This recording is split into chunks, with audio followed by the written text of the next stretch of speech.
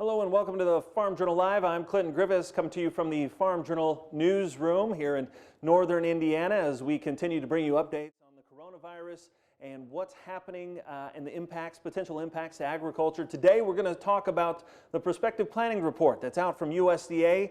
That report surprising many in the market. Of course, let's get to the numbers first and let you digest those. We'll begin with the survey of producers that was done in early to mid-March. USDA expecting nearly 97 million acres of corn. That's 8% higher than last year and well above the 94.3 million acres traders expected. Soybean acreage in at 83.5 million acres. That's up 10% from a year ago, below expectations. And wheat comes in down 1% from a year ago at 44.7 million acres. It's lower than trade expectations and would be the lowest all wheat planted area since records began back in 1919, continuing on that trend.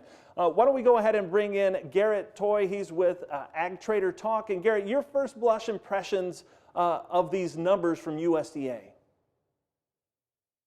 Is the corn acres coming in above the trade guess. The very last day of the survey was March 18th. And that was the day where we had our spike low in corn. So, if we want to talk about potential acre switching, it's interesting that we still got these kind of acres, but the majority of the survey period was done when front-end corn was still trading 375 and basis was still a little bit firmer where it's at.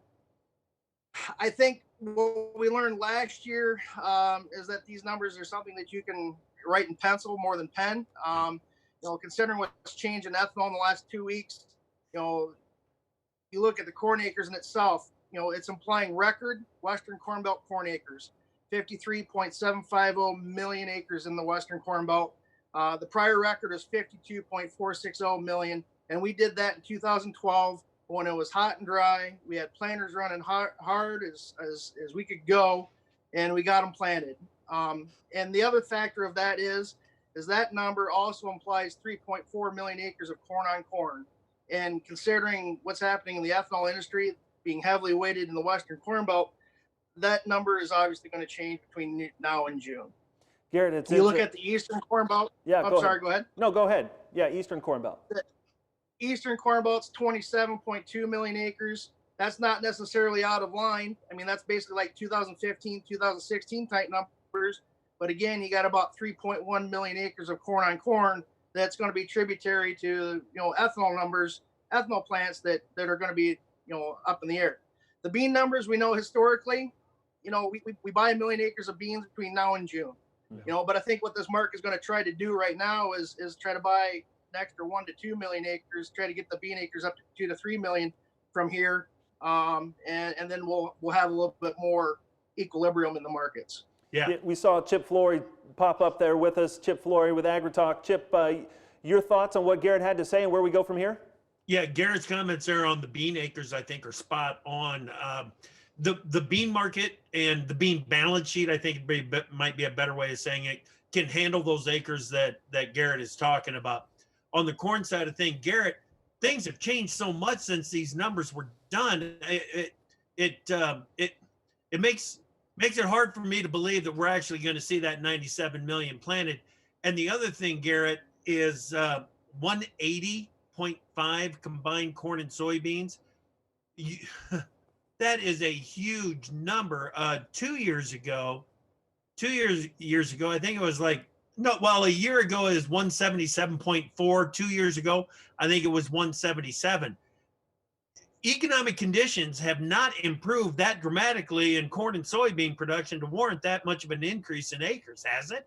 What do you think, Garrett? No, it hasn't. In reality, it's a bit skewed because the bean rally and the wheat rally has helped the overall complex in the face of corn. But in reality, no, the economics have not.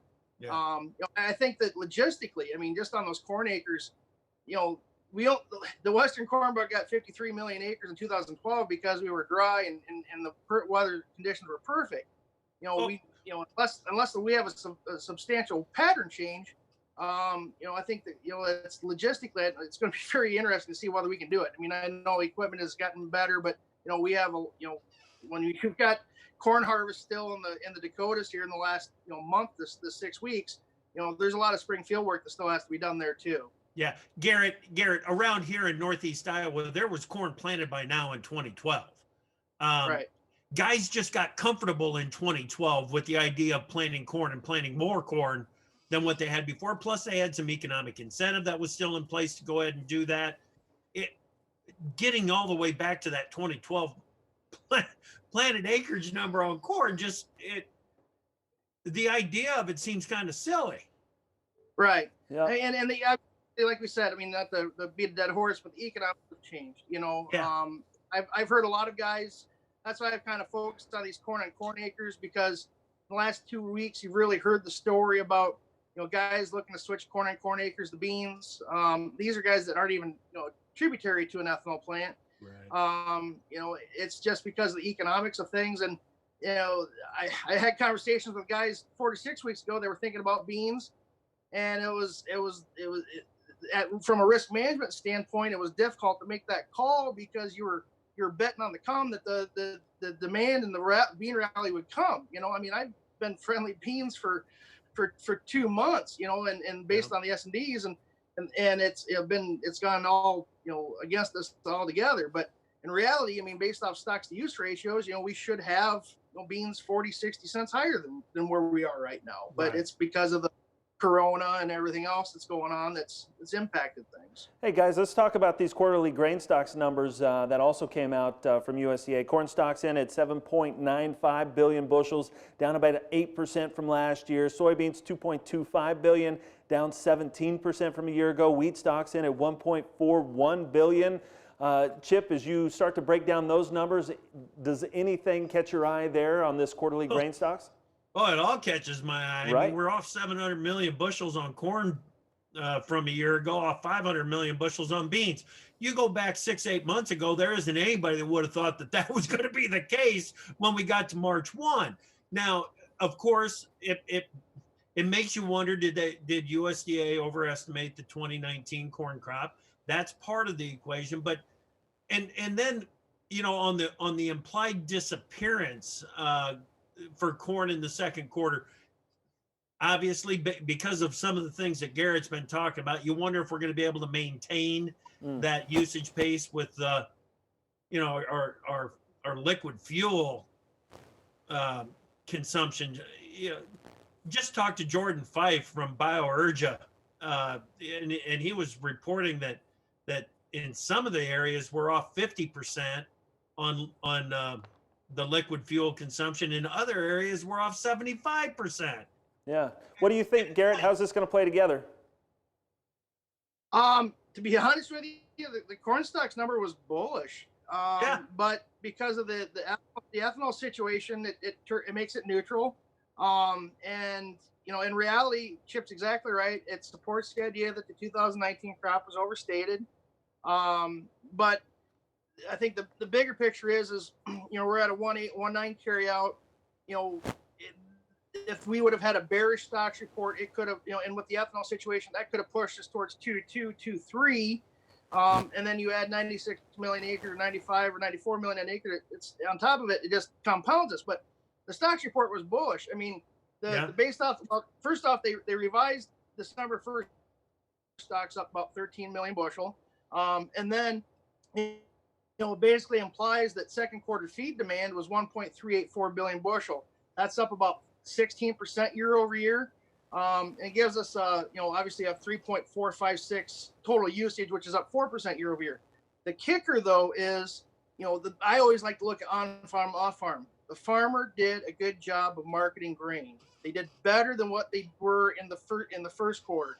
And if we came in here, based on the short crop and the strong basis and everything else, and the farmer was hoarding grain, then we'd have a big problem in the last half of the marketing year. But they didn't. And that again, to the short crop, that they were moving grain and we still had high basis, it tells you that, right now we've got some in my opinion, we've got some logistics issues with long basis and ethanol plants that are working towards export right now. Yep. But 4 weeks from now, it tells you that the commercial doesn't have much ownership in stocks. The March delivery cycle told you that, 4 weeks from now, basis could look very different than what it does right now when the farmer's in the field. But that's going to be your opportunity if you're stuck here with long basis ownership to get it moved. Yeah, and Garrett, the change in the ownership opens the way for just a board rally too. I mean, we've moved enough of it off farm. I think there is an opportunity for a board rally now. It's possible. It's just, we always say corn doesn't correlate to crude. Corn doesn't correlate to crude. Well, now it does.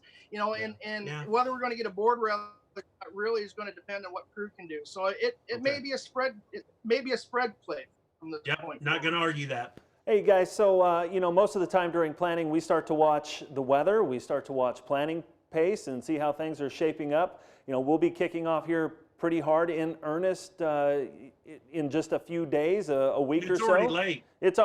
And so what's your read on where we're headed as we go into spring planning? Texas is already late. Right. They can't get stuff in the ground. It should be in the ground.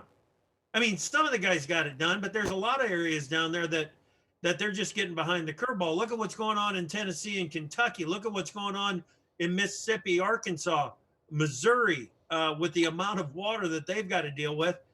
And then there's the obvious one up north, up in North Dakota, where they're still trying to harvest last year's crop.